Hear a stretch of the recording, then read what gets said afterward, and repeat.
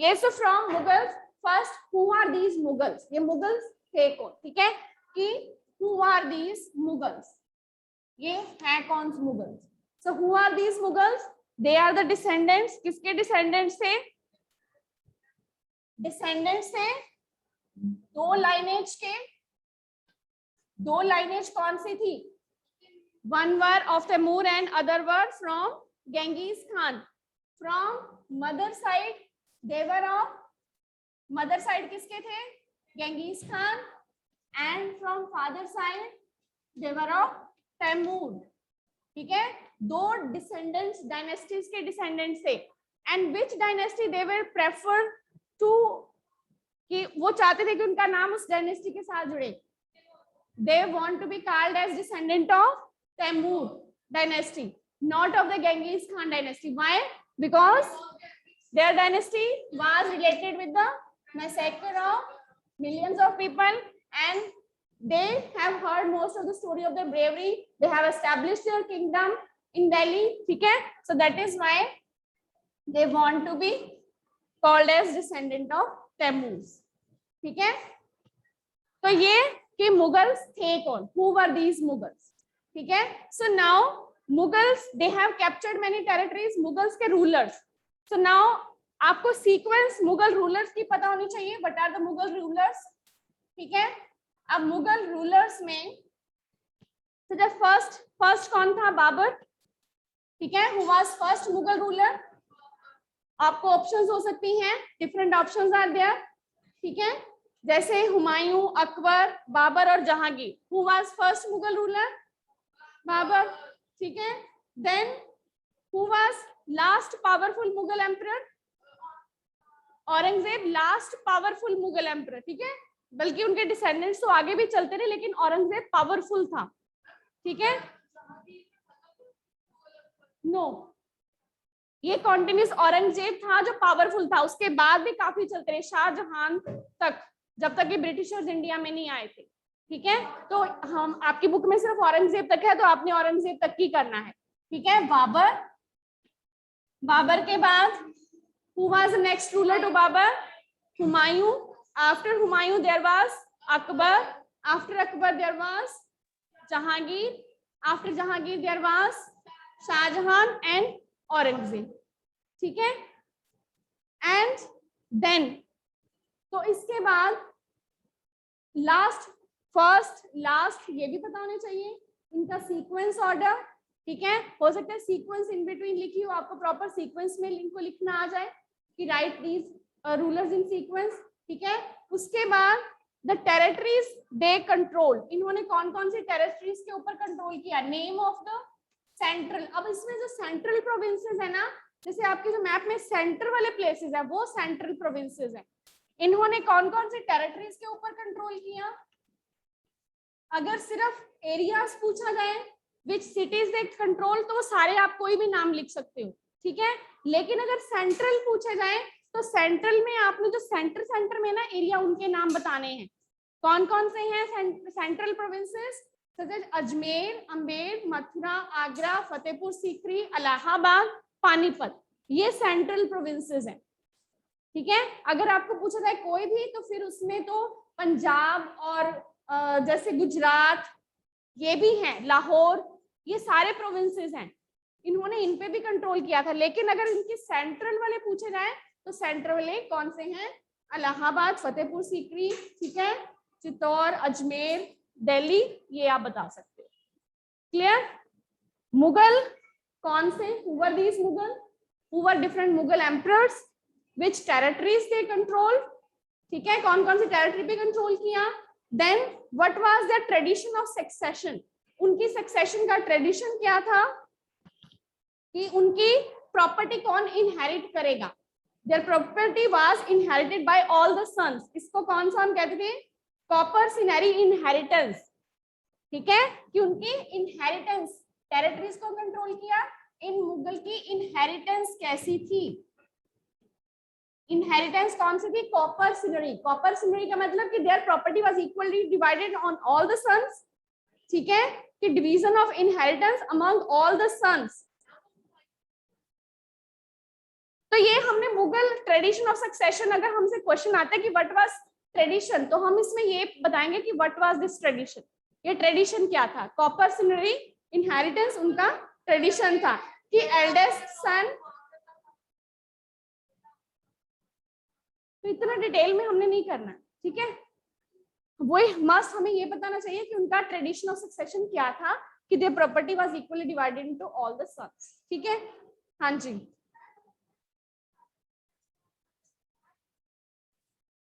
father, from father side the dynasty belong to Taimur, from mother side it dynasty belong to Genghis Khan, ठीक है।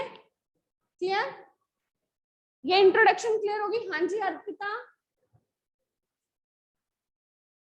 Ma'am, my notebook is not checked.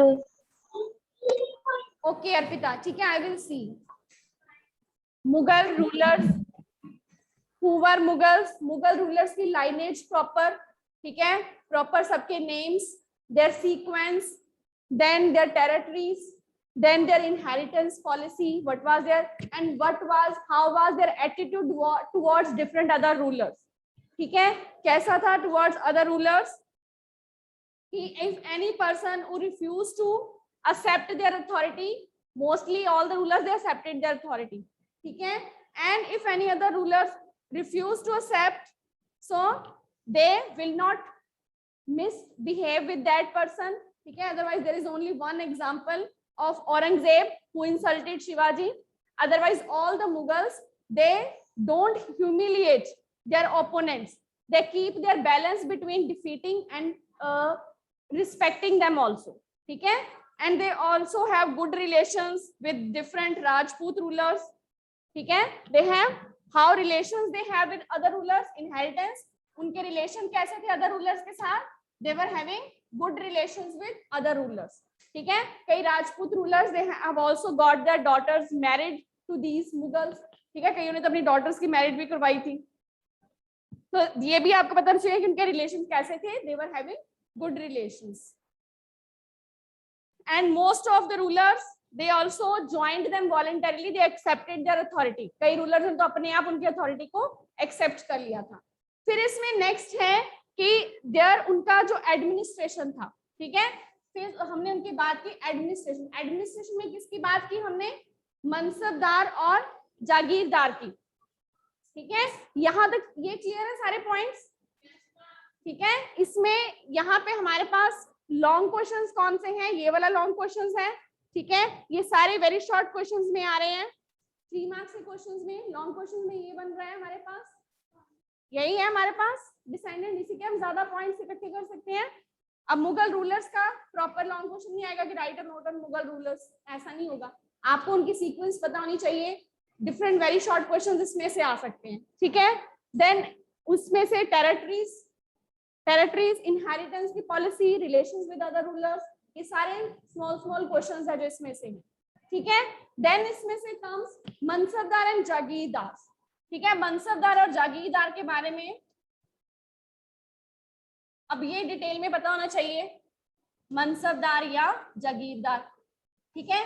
Who was mansab, mansab was a rank, ठीक है, मनसब एक rank होता था, and mansabdar individual, मनसब क्या हो गया रैंक, और मनसबदार एक individual who holds that particular rank, जिसके पास वो पर्टिकुलर रैंक है, ठीक है। और मनसबदारी सिस्टम क्या था, ये पूरा सिस्टम था, ठीक है। सो दिस मनसबदार, दिस एक ग्रेडिंग सिस्टम इसमें यूज होता था, ठीक है। एक तो हमने कि ये मनसब था, रैंक था, इंडिविजुअल था, और इसमें एक ग्रेडिंग सिस्टम यूज होता था, ठीक है।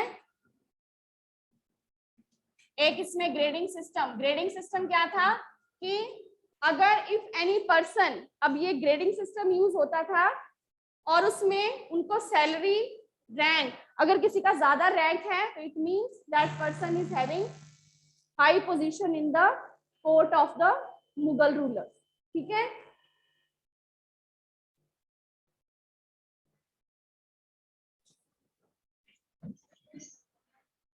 So mansabdar and jagirdar. Mansab means a rank and mansabdar individual who holds that particular rank. ठीक है, एक प्रॉपर ग्रेडिंग सिस्टम यूज किया जाता था इसमें। They were also given rank and they were also given salary, salary के साथ उनको रिस्पॉन्सिबिलिटीज भी दी जाती थी, ठीक है। They were given salary, they were given military responsibilities and they were also given rank, ठीक है।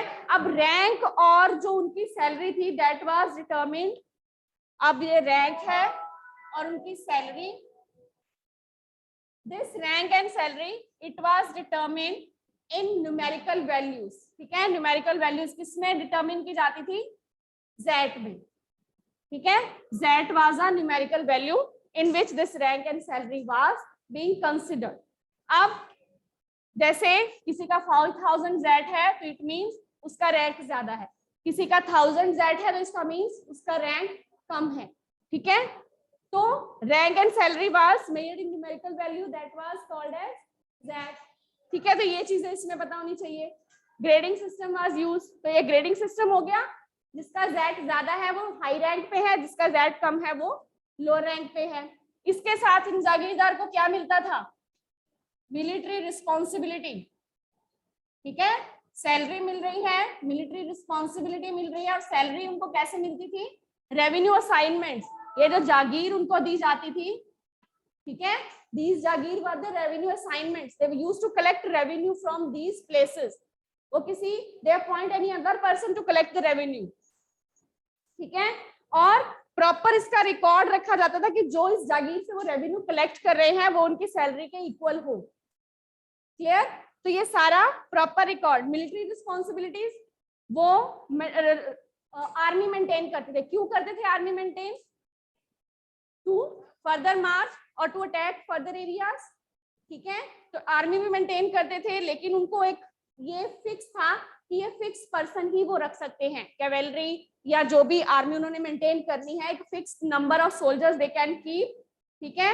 और फिर वो जितने हॉर्सेस वो रख रहे हैं उन सभी हॉर्सेस का प्रॉपर नंबर उनकी रजिस्ट्रेशन करवानी पड़ती थी।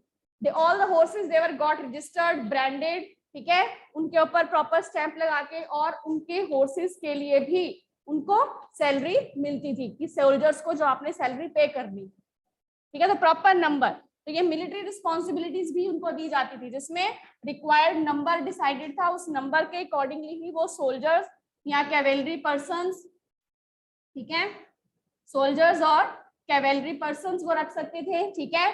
और उनको क्या करवाते थे? प्रॉपर रजिस्टर्ड करवाते थे, ठीक है, रजिस्टर्ड करवाते थे उनको, ऐसे नहीं वो कि जितना नंबर वो चाहे रख सकते थे। तो सारी उनकी जो प्रॉपर कलेक्शन थी लैंड रेवेन्यू, जो जागीरदार, जो जागीर से वो जागीर क्या थी? उनकी रेवेन्यू असाइनमेंट्स, ठीक है। ये जागीर क्या थी? उनकी प्रॉपर जागीर रेवेन्यू असाइनमेंट्स, जहां से वो क्या कलेक्ट करते थे? रेवेन्यू कलेक्ट करते थे। And these revenue collected should be equal to the salary, जो कि उनका जेड डिसाइडेड था, जो उनका रैंक डिसाइडेड था उसके इक्वल ही होता था। प्रॉपर रिकॉर्ड, और उसका प्रॉपर रिकॉर्ड रखा जाता था, एवरी रिकॉर्ड, कि उनकी रेवेन्यू कलेक्शन और सैलरी इक्वल हो,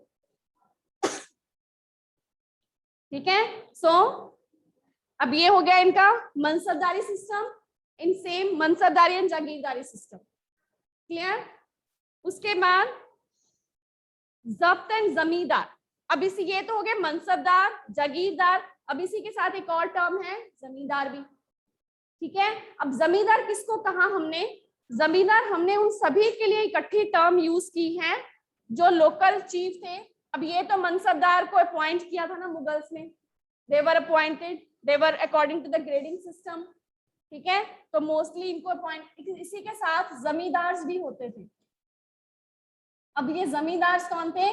दीज वर आल्सो, जैसे कहीं का कहीं किसी एरिया का लोकल चीफ है, उसको जमींदार बना दिया गया कि from this area you will collect the land revenue, ठीक है। कुछ नॉबल्स थे, कुछ डिफरेंट रूलर्स थे, उनको वहां का जमींदार बना दिया गया, ठीक है। जमींदार, लोकल चीफ, लोकल हेडमैन, तो उन सभी को क्या बना देगा? वहां का जमींदार। And they were also called intermediaries, कि वह कलेक्ट करते थे लैंड रेवेन्यू पीजेंट से, किसको हैंड ओवर करते थे? मुगल्स, क्लियर, ठीक है। तो जब्त एंड जमींदार हो गया। जब्त क्या था? जो ये प्रॉपर सिस्टम जिसमें कि वो कलेक्ट कर रहे थे रेवेन्यू। अब इस जब्त सिस्टम में भी हमने किया था कि each province was divided into revenue circle, हर एक प्रोविंस को हमने डिवाइड किया था रेवेन्यू सर्कल, और उस रेवेन्यू सर्कल्स में से क्या कलेक्ट किया जाता था? रेवेन्यू। और उस रेवेन्यू सिस्टम को हमने क्या कहा? जब्त। जब्त क्या था हमारा? Revenue system. जो कौन कलेक्ट करते थे? हु कलेक्ट दी जब्त? जमींदार। ठीक है। So they were also intermediaries between Mughals and peasants. Mughals और पीजेंट्स के बीच में क्या थे? इंटरमीडियरीज। ठीक है, वो कलेक्ट करते थे, आगे हैंड ओवर करते थे। क्लियर? अब ये सारे ही अलग अलग क्वेश्चंस बन रहे हैं। ठीक है, सेपरेट सेपरेट है, कोई एक दूसरे के साथ इंटरकनेक्टेड नहीं है। मुगल्स के बारे में डिफरेंट, ये डिफरेंट इंफॉर्मेशन है, ये डिफरेंट इंफॉर्मेशन है। ठीक है, ये उनके कि कैसे वो लैंड रेवेन्यू कलेक्ट करते थे, लैंड रेवेन्यू कलेक्शन की पूरा सिस्टम है। मनसबदार अपॉइंट किए थे, जागीरदार अपॉइंट किए थे, जमींदार अपॉइंट किए थे। ये अलग अलग उनका सिस्टम हो गया for collection of revenue, revenue collection के लिए सिस्टम। फिर इसमें से हमने जो मुगल रूलर्स में से अकबर के बारे में, अकबर के बारे में, उसकी पॉलिसीज के बारे में ज्यादा थोड़ा इसमें डिटेल में किया। क्यों किया? क्योंकि उसने एक सिस्टम ऑफ गवर्नेंस जो था वो अप्लाई किया। कौन सा सिस्टम ऑफ गवर्नेंस अप्लाई किया था उसने? सुलह कुल का। ठीक है, तो इसलिए हमने उसको डिस्कस किया। अभी हम अकबर की पॉलिसीज नहीं डिस्कस करेंगे यहां तक, जिसमें अगर कोई डाउट है तो बताओ मुझे। यस बेटा। हाँ जी हार्दिक। ओके, हु वाज जमींदार?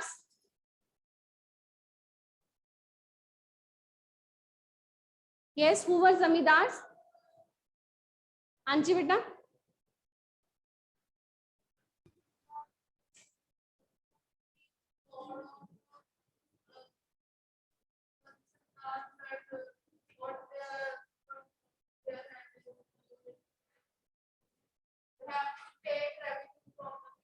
वर्क ऑफ जमींदार, वर्क ऑफ मनसबदार।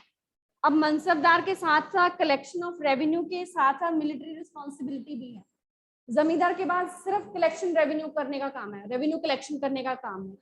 ठीक है, he is collecting the revenue from the provinces that is divided.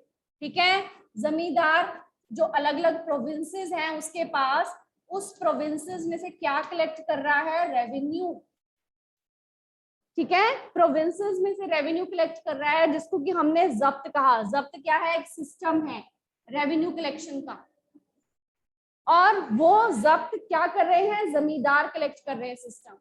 Mansabdar को जागीर दी हुई है, उस जागीरदार में से रेवेन्यू भी कलेक्ट किया जा रहा है, वो भी कलेक्ट कर रहे हैं रेवेन्यू, ये भी लैंड रेवेन्यू कलेक्ट कर रहे हैं। ठीक है, लैंड में से ये भी रेवेन्यू कलेक्ट कर रहे हैं and they are giving to the Mughals. और ये जागीरदार जरूरी नहीं कि जैसे मुफ्ती अपनी लैंड में ही रहते थे वहां से लैंड रेवेन्यू कलेक्ट करते थे। मुफ्ती भी किया था हमने पिछले टॉपिक में। ठीक है, इससे जो पिछला टॉपिक है वो भी लैंड रेवेन्यू कलेक्ट कर रहे थे।